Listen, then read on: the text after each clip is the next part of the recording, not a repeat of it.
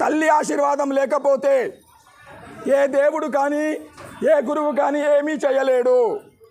నాలాంటి 1,00,000 మంది గురువులు వచ్చినా మీలాంటి 1,00,00,000 మంది దేవతలు స్థాపించుకున్నా కూడా లాభం లేదు.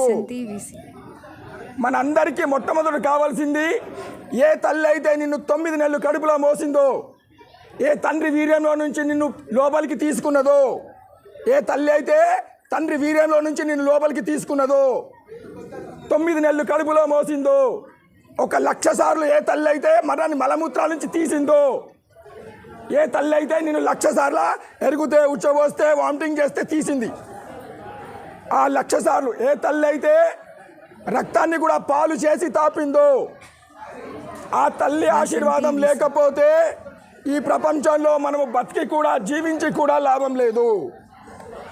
నువ్వు బతుకున్నావంటే, ఈ శరీరంలో ప్రాణముతో ఉన్నావంటే, ప్రాణము పోసింది ఎవరు అంటే కన్న తల్లి. అందుకోసమని తల్లి మాతృదేవో భవ పితృదేవో భవ, తల్లిదండ్రుల ఆశీర్వాదం లేకపోతే గురువులు కానీ దేవుడు కానీ ఏమీ చేయలేడు. కనుక మీ అందరి జీవితంలో ఒక్కరోజు కూడా మీరు ఉండకూడదు, ఈరోజు నేను నా తల్లిదండ్రిని స్మరించుకోలేదు, తల్లిదండ్రిని యాద్ చేసుకోకుండా మీ జీవితంలో ఒక్కరోజు కూడా గడపద్దు. మీకు అధికారం లేదు, హక్కు లేదు. బతికే అధికారం ఎవరిచ్చారు అంటే అమ్మా నాన్న. మీరు బతుకుతున్నారంటే అమ్మా నాన్నను స్మరించుకుంటేనే మీరు బతికే అధికారం ఉన్నది.